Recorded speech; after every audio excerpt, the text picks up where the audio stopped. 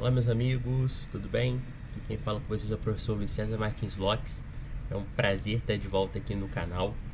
Para você que não me conhece ou está chegando aqui pela primeira vez, eu sou doutorando em Direito da Regulação pela FGV Direito Rio.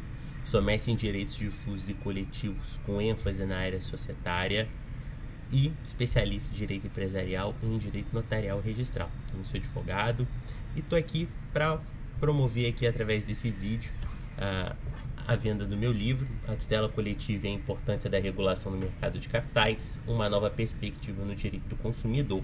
Esse livro que saiu aqui pela editora Taschon, tá certo? Lá de São José dos Campos. Bom, aqui nesse vídeo eu vou discutir um pouquinho com vocês sobre as três partes do livro. É um livro que hoje conta com 350 folhas nessa primeira edição. A gente vai falar um pouquinho de como é que eu dividi ele, por que ele é interessante para você. E também a gente tá aqui os comentários, se você quiser conversar comigo, mandar uma mensagem. Minhas redes sociais também estão aqui na descrição, fique à vontade. Bom, primeiro quero dizer duas coisas.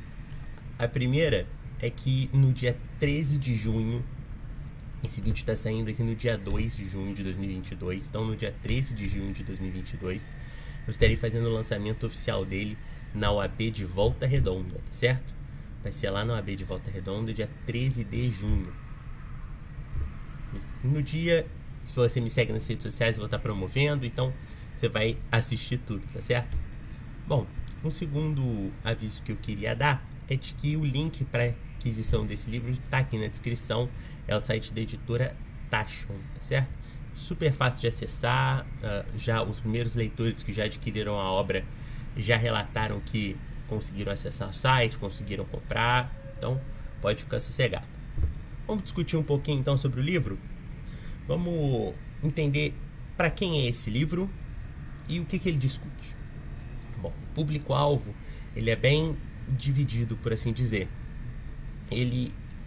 Eu poderia dizer que ele é feito para o investidor, sobretudo para o investidor pessoa física, para o investidor de varejo. Sem dúvida esse livro é para você, na ideia de que você precisa entender instrumentos de proteção para você no mercado. O livro, por exemplo, trabalha com isso a todo momento. No capítulo 6, quando eu falo de alguns deveres de proteção, no próprio capítulo 3, quando eu falo da ação que protege o investidor hipossuficiente e o investidor de varejo, que é a proposta que eu faço na Lei 793 de 89. Também no capítulo 1, na perspectiva histórica. Então, para que você tenha uma noção positiva dos seus direitos enquanto investidor, esse livro com certeza é para você. Um segundo público-alvo que eu gostaria de definir é para a academia. Os acadêmicos que porventura estudam direito do consumidor, o direito empresarial, o direito civil, sem dúvida seria uma excelente recomendação. Por que eu digo isso? Porque sob a perspectiva teórica, o livro está se propondo a discutir os elementos de conexão entre essas disciplinas, entre o direito comercial e o direito do consumidor. Existe uma linha tênue entre essas duas coisas, existe uma comunicação entre essas duas coisas. A minha proposta é que sim, é que no fim do dia o CDC possa tutelar uma espécie bastante específica de investidor que a gente vem apreciando a existência e a entrada dessa galera no mercado de capitais. É importantíssima essa concepção. E, além disso, claro, para os advogados. Os advogados são, não só os advogados, mas para os operadores do direito em geral. O livro ele está atualizado com a jurisprudência do STJ, tem capítulos que discutem as decisões do STJ das relações entre investidor e fundo de investimento, entre investidor e corretora.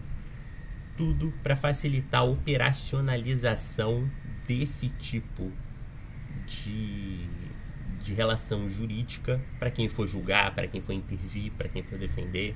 Então, é um livro também recomendado para os operadores do direito, tá certo? Bom, e para os operadores de outras áreas correlatas, como administração, economia, contabilidade, eu também recomendo fortemente. O livro trabalha com conceitos de natureza econômica e da administração, como a simetria informacional, a captura regulatória. Então a gente discute muito esse tipo de coisa que vai auxiliar você a melhor encaixar esses conceitos no seu dia a dia. Maravilha? Então, fazendo essa primeira questão do público-alvo, vamos à segunda, como o livro é dividido. O livro, hoje, ele tem 6 capítulos, tá certo? Ele é prefaciado pelo professor Vinícius Figueiredo Chaves, que é professor de Direito Comercial da Universidade Federal do Rio de Janeiro, e pelo professor Flávio Regenberg, que é PhD em Business pela Universidade de Leeds. E o livro ele trabalha em 6 capítulos da seguinte forma. A primeira é uma discussão do que são direitos difusos e coletivos. Esse é o resumo. Por que eu fiz essa discussão no livro? Porque essa é a nossa área de trabalho para essa figura bastante peculiar que é o investidor hipossuficiente. O que seria o investidor hipossuficiente? O investidor hipossuficiente é aquela pessoa natural, pessoa física, que está ingressando no mercado de capitais, em geral com aportes não tão significativos. E se essa figura merece de fato uma proteção jurídica especial. Então imagine que é uma pessoa que entra no mercado com R$1.000, com R$500. Essa pessoa, quem é essa pessoa primeiro? Essa pessoa trabalha com o quê? Com o que ela empreende? Ou ela trabalha de carteira assinada? Isso tudo vai ser discutido lá no capítulo 3. Mas no capítulo 1, eu preciso desenvolver o arcabouço que vai dar suporte para esse cara ser protegido. Legal? E sem dúvida nenhuma, a melhor proteção processual que essa pessoa tem é através da tutela coletiva. Então eu faço uma discussão, tanto para os teóricos quanto para quem vai usar para a prática, bastante significativa na constituição de um arcabouço bom de ação civil pública, de ação popular. Eu discuto essas modalidades de ação que vão servir para tutelar direitos dessa natureza. Maravilha? Então, o livro ele é bastante significativo, ele está aqui comigo. Ele é dividido, então, nesse primeiro capítulo, da definição do que é interesse, do que é direito, a proteção dos direitos transindividuais ou meta-individuais, e também uma pequena parte com relação a desse processo que nós saímos de uma codificação e fomos para os microsistemas. Até porque quem vai proteger esse cara é o microsistema da tutela coletiva. Bom, depois nós vamos para o segundo capítulo, que vai falar especificamente da Lei 793 de 89, em quem ela é nesse microsistema do processo coletivo brasileiro. A Lei 793 de 89 é uma modalidade de ação civil pública que serve hoje, ou que existe no nosso ordenamento jurídico hoje, para a proteção do investidor no mercado de capitais. Então, o que eu queria que você percebesse? Que além daquela concepção tradicional que você encontra na lei da SA, naquelas ações específicas lá da lei da SA, lembra? Ação de responsabilidade civil contra o administrador, ação de anulação de deliberação assemblear, isso tudo existe, perfeito, está lá na lei da SA, mas eu tenho aqui um segundo elemento. Eu tenho aqui a 793 de 89, ou seja, eu consigo proteger o investidor tanto na lei da SA quanto aqui. E esse capítulo se dedica a discutir os aspectos processuais da lei. Então, estão discussões como legitimidade ativa, quem é que pode entrar, legitimidade passiva, quem é que pode ser colocado como réu. A gente vai discutir liquidação da sentença, nós vamos discutir algumas questões relativas à competência. Então, todo arcabouço processual, todo o entendimento dessa lei, que é essa segunda opção para a proteção do investidor, ela tá aqui. Legal? Você vai falar assim, Luiz César, mas essa lei tem sido discutida na doutrina? Será que os comercialistas se importam com essa lei? Meus amigos, eles afirmam com muita alegria que sim. Você vai encontrar uma obra, que são, claro, obras irmãs dessa, que falam sobre a Lei 793 de 89. Você vai encontrar obras coletivas de direito societário que dedicam capítulos a essa lei. Então, é uma lei que vem sendo interpretada. O problema é que, teoricamente, ninguém até agora deu um fim a ela, ou deu uma utilidade prática a ela. E nós estamos, com toda a humildade do mundo, claro, propondo um fim específico. Ela tem que proteger você, pequeno investidor. Para isso que ela serve. Os instrumentos da tutela coletiva têm que servir para proteger quem precisa. Perfeito? Então, esse seria o caso. No nosso terceiro capítulo, que é chamado Investidor de Varejo no atual cenário do mercado de capitais brasileiro, eu começo a responder aquela pergunta que eu te fiz no começo. Quem é esse cara? Quem é esse investidor de varejo hoje no Brasil? E aí a gente chega à discussão de como ela é dividida, né? Como é que os perfis do investidor são divididos no Brasil. Eu tenho investidor profissional, eu tenho investidor qualificado e eu tenho investidor de varejo. Muito bem, o que é isso? Vamos tentar dividir. Eu tenho classes que tem vários tipos de divisão. Então, quanto mais sofisticado for a sua classe, mais acesso você tem a tipo de investimento. Qual que é a minha grande preocupação aqui nesse livro? É que os cortes de quem é investidor profissional e de quem é investidor qualificado, eles são muito claros. Quando a gente olha só sobre o aspecto de capital investido, tem mais de 10 milhões de reais. O outro tem entre 1 e 9 milhões 999.099 centavos. E para baixo, esse é o grande ponto, eu não tenho um corte regulatório pré-definido. Ou seja, é todo mundo que tem até 1 milhão de reais investido é investidor de varejo. Claro, quando olhado só sob a perspectiva de capital investido.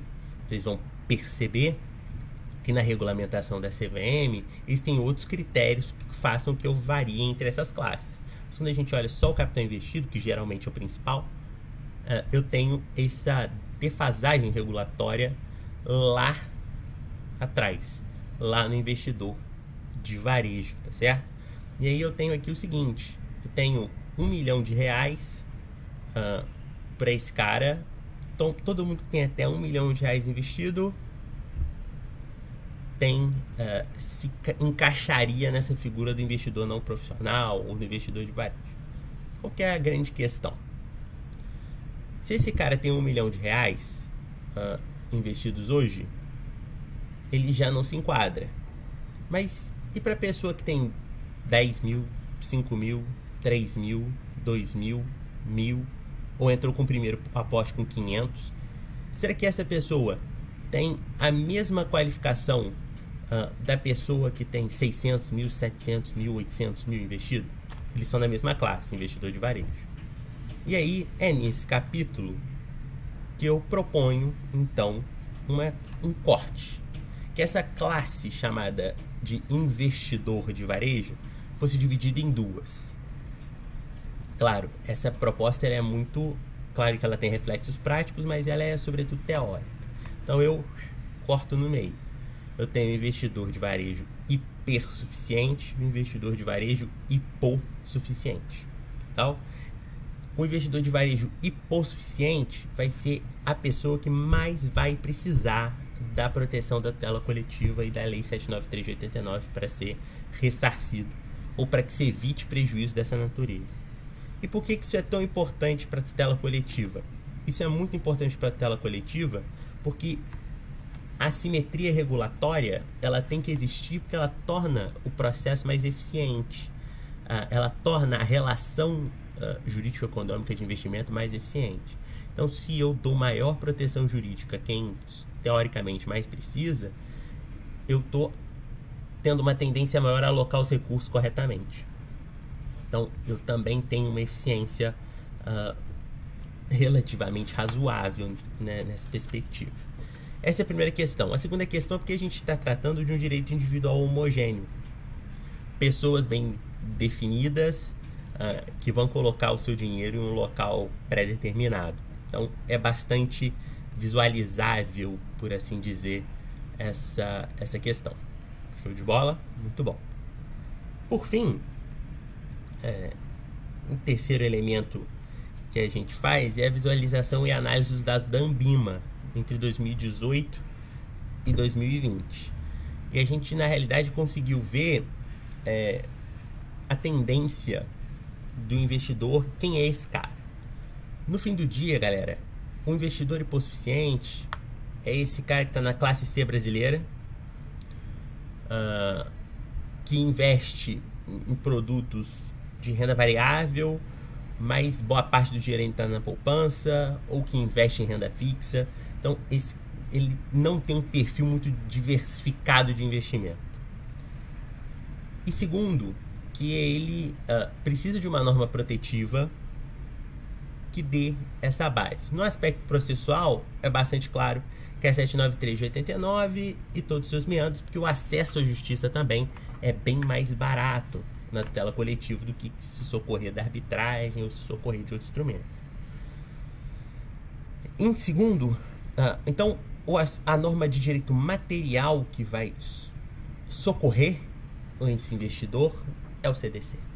E aqui entra um problema gravíssimo, porque, ou melhor, não um problema, uma discussão gravíssima, no sentido de que é extremamente controverso essa ideia de aplicar códigos de defesa do consumidor em relações societárias. Inclusive já foi rejeitada essa tese pelo Superior Tribunal de Justiça, o que foi bastante casuístico naquele momento.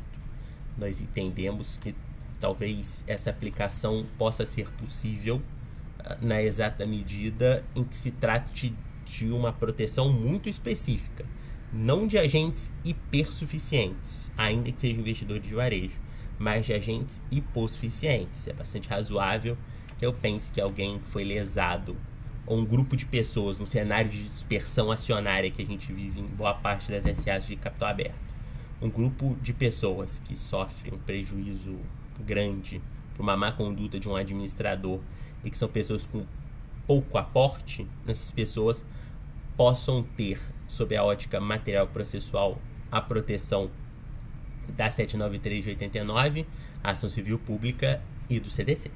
É bastante razoável que isso aconteça, sobretudo num cenário de tutela coletiva, porque a tutela coletiva brasileira, a base é a CDC e a lei da ação civil pública. Então, existe uma ação civil pública, existe um agente hipossuficiente e eu não vou aplicar o CDC, por mais que seja uma relação societária. Então, não é a aplicação irrestrita do Código de Defesa do Consumidor às relações societárias, não é isso que você está falando. Você está falando o seguinte: existe um agente que é hipossuficiente. Esse agente tem uma remuneração modesta. Ali, o corte que a gente adotou foi o mesmo corte para quem é hipossuficiente para fins da Defensoria Pública da União.